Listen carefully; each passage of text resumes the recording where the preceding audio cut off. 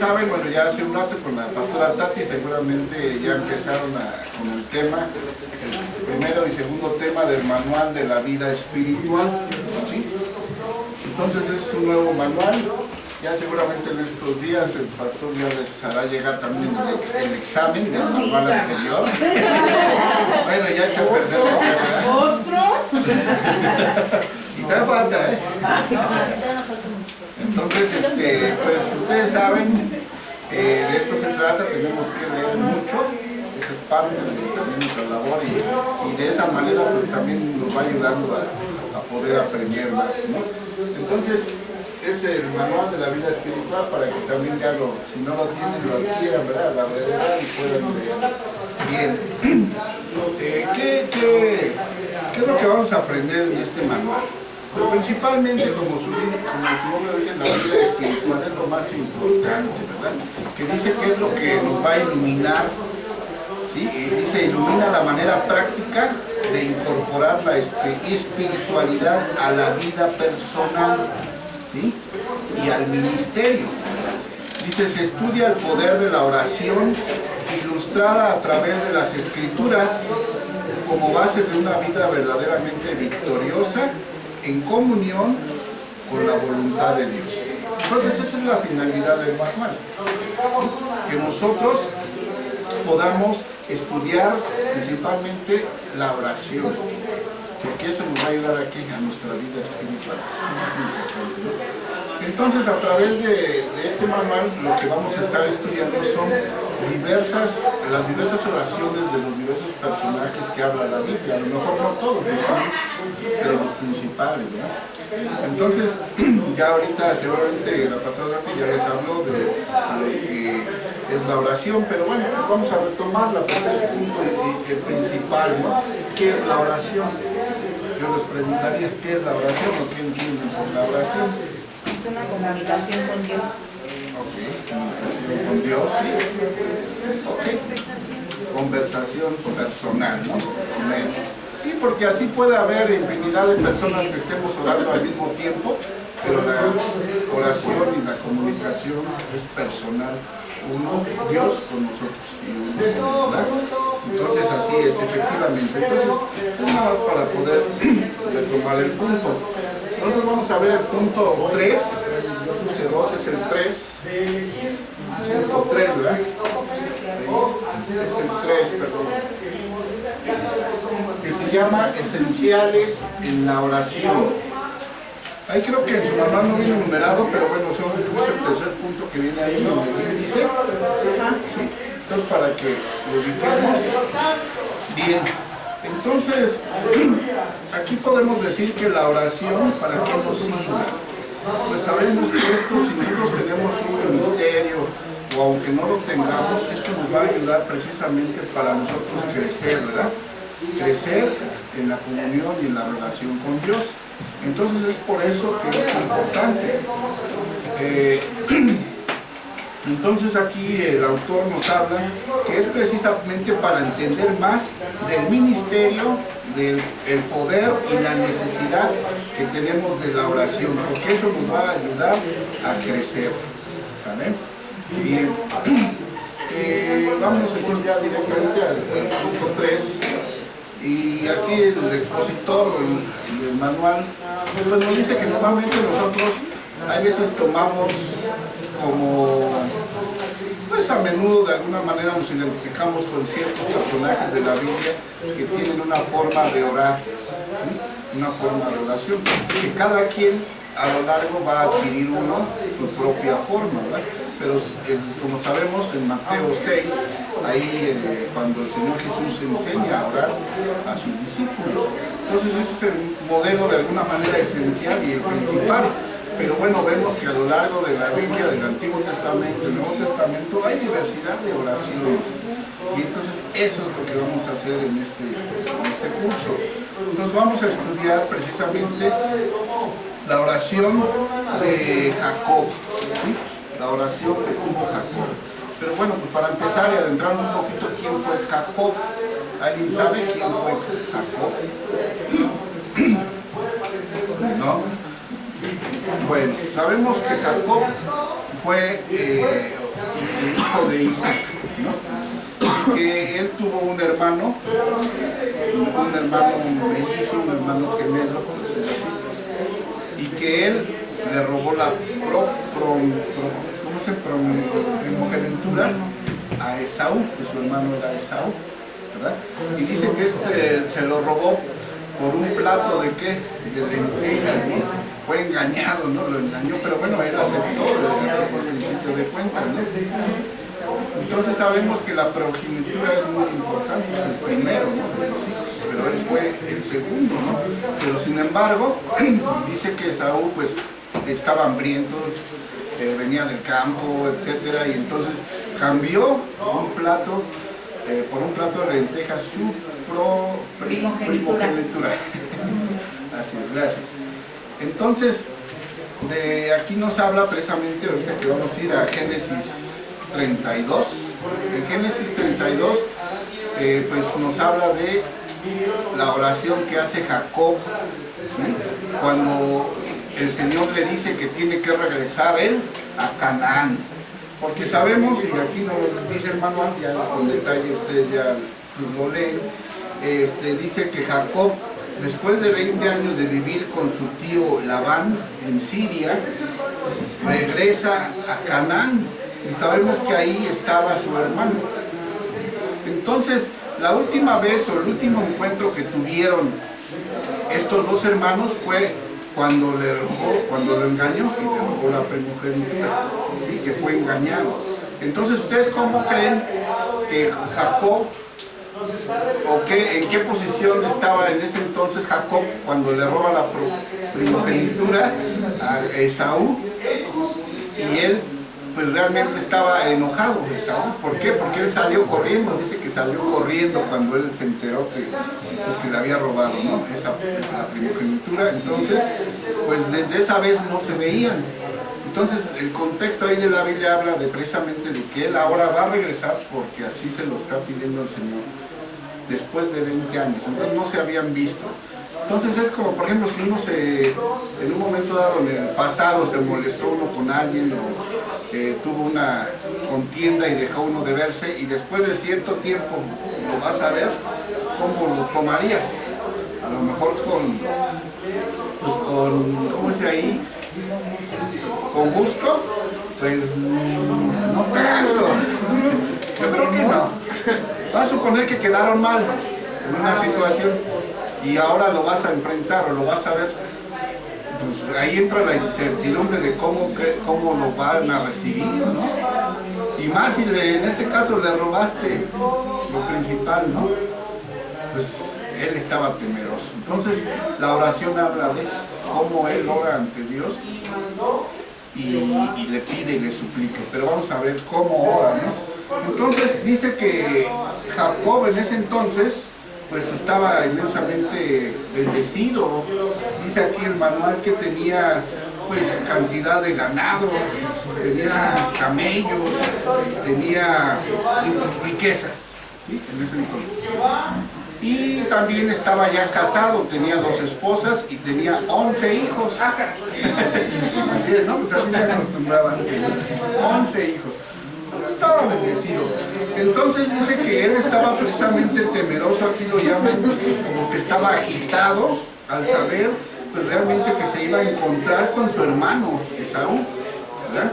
Y entonces él tiene miedo de ese encuentro.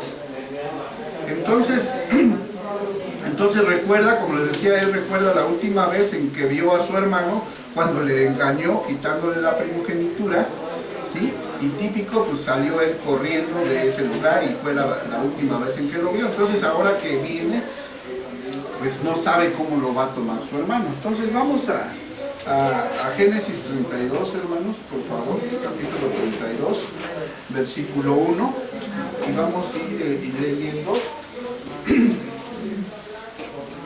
Bien, dice, Jacob siguió su camino y le salieron al encuentro ángeles de Dios. Y dijo Jacob cuando los vio, campamento de Dios es este, y llamó el nombre de aquel lugar Mahanaim. Y envió Jacob mensajeros delante de sí a Esaú, su hermano, a la tierra de Seir, campo de Edom, y les mandó diciendo: así diréis a mi señor Esaú, así dice tu siervo Jacob, con Labán he morado y me he detenido hasta ahora, y tengo vacas, asnos, ovejas y siervos y siervas, y envío a decirlo a mi señor para hallar gracia en tus ojos. Hasta ahí también.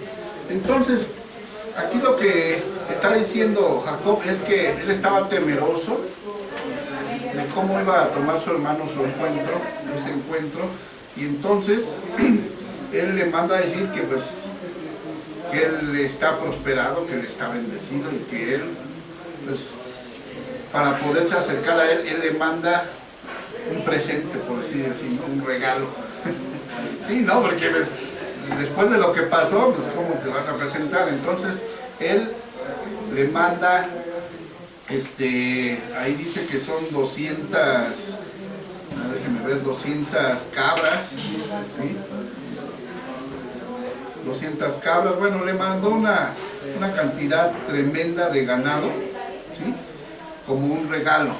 Pero él se da cuenta, le llega ahí a sus oídos, porque no es como ahora que por teléfono le avisaron, ¿no? Ese le llegaba así por mensaje o por oídas, que su hermano, al enterarse de que él iba a llegar, él ya venía en su encuentro con 400 hombres armados. Entonces, vean cómo se sintió él. O sea, es que ahí está la situación de esto, de por qué tenemos que conocer el contexto, ¿sí? Entonces dice que venía con 400 hombres armados. Entonces él dijo, híjole, pues lógicamente, ¿qué va a pensar uno? Pues que viene aquí a destruirme, ¿sí? Entonces él dijo, ¿cómo le hago? Pues le voy a mandar varios obsequios para que a ver si con eso lo convenzo y se contenta. Pero él ora a Dios, pero sabemos que Jacob tenía un carácter pues difícil, y sabemos por sus antecedentes que era manipulador. Sí, manipulador. Dice aquí era ingenioso, ¿sí? Y planeador de hombres de negocios. O sea, realmente era astuto, ¿no? Entonces realmente, pues con esos antecedentes, él quería siempre hacer las cosas a su modo. Él siempre quería hacer a su modo. Entonces, aunque le decía al Señor esto, pero él lo quería hacer a su modo. Eso nos deja ver que, pues también así somos nosotros, a veces, ¿no? Oramos, pero decimos, quiero que sea así, Señor. ¿Sí? Entonces, ahí está el detalle. Entonces aquí dice, retomando la Biblia, dice en el versículo 3, dice, y envió Jacob mensajeros delante de sí a Esaú, su hermano, a la tierra de Seir, campo de Edom, y les mandó diciendo, así diréis a mi señor Esaú, así dice tu siervo Jacob, con Labán he morado y me he detenido hasta ahora, y tengo vacas, asnos, ovejas, y siervos y siervas, y envío a decirlo a mi señor, para hallar gracia en tus ojos. O sea, se lo está diciendo para hallar gracia en contentamiento, ¿no? Contigo. En el 6 dice, y los mensajeros volvieron a Jacob diciendo, vinimos a tu hermano Esaú y él también viene a recibirte, y 400 hombres con él. Órale, ¿no? Órale, pues. Entonces, en el 7 dice, entonces Jacob tuvo gran temor. Pues sí, no es para menos. Tuvo gran temor y se angustió,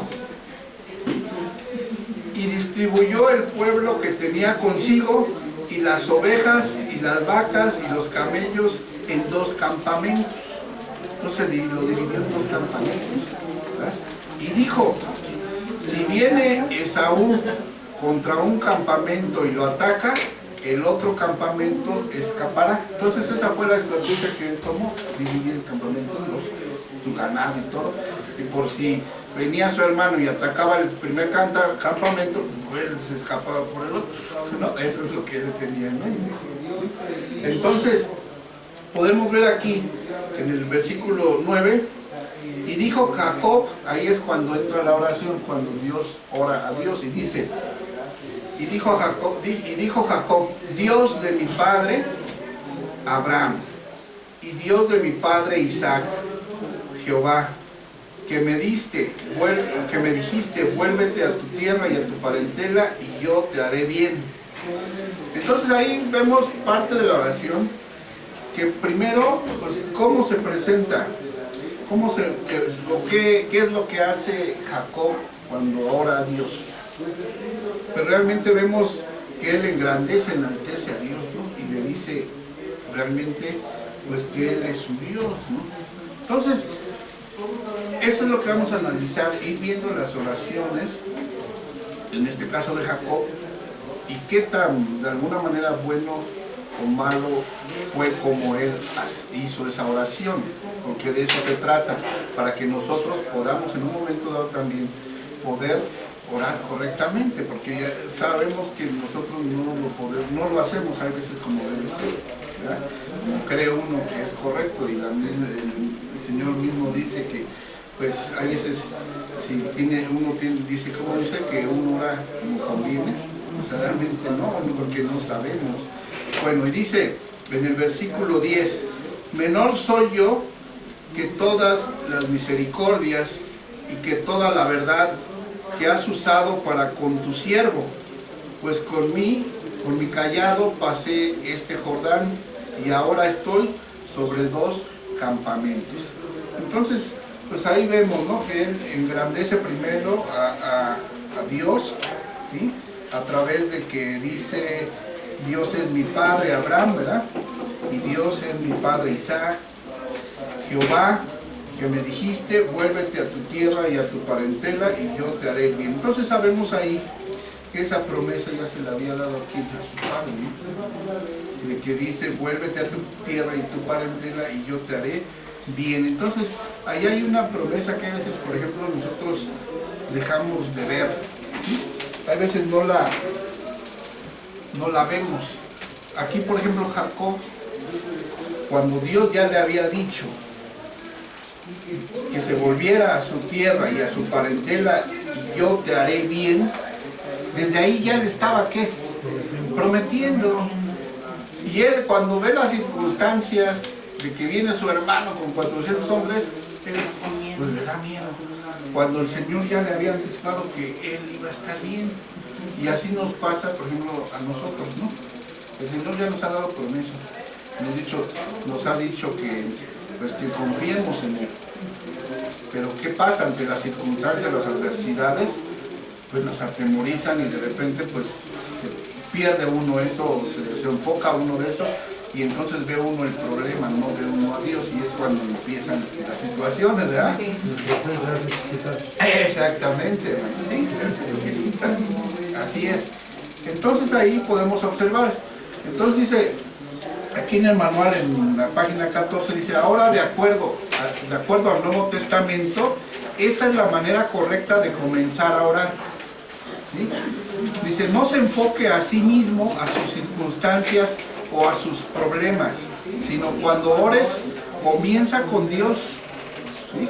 Comienza con Dios. Dice, Jesús nos dijo esto cuando ores. Él dijo, repite, Padre nuestro que estás en los cielos, santificado sea tu nombre, lo que la oración en el monte en Mateo 6:9. ¿Sí? Entonces ahí nos está dando un modelo. Entonces, de principio Jacob entra en oración de esta manera y dice que eso es correcto, esa es la forma, ¿sí? Entonces, Jacob comienza de esa manera esta oración. Es una gran mejora en contraste con lo que está en el capítulo 28, porque hay una oración más anterior en donde ahí hace esa oración, pero también ahí es diferente, ¿no? Dice, él también oró en Betel, pero su oración fue muy egocéntrica. O sea, hay veces nosotros nos pasa eso también, somos muy egocéntricos, nada más queremos para Nosotros, por ejemplo, si nosotros decimos, Señor, provéeme, ayúdame, porque quiero esto, porque tengo que hacer esto, porque tengo que pagar esto, pero nada más para uno, para uno. Si uno a lo mejor cambiara la oración, Señor, provéeme para poder ayudar a los hermanos, ¿vale? Cambiaría, ¿verdad? A lo mejor. Pero hay veces, sí, no sé si me explique a qué voy. Entonces tenemos que saber cómo, de qué manera. Entonces aquí nos muestra eso. Entonces aquí dice que cuando Jacob ora en otro momento, su oración fue muy egocéntrica. Dice, si tú fueras mi Dios, así dice, si tú fueras mi Dios, si tú me bendijeras, y si tú hicieras esto, entonces yo te serviré. ¿Cómo suena eso? Condicionando.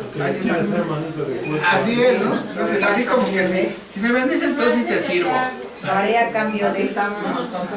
Hay veces así, caemos en esas situaciones. Sí, no, sí, es en serio.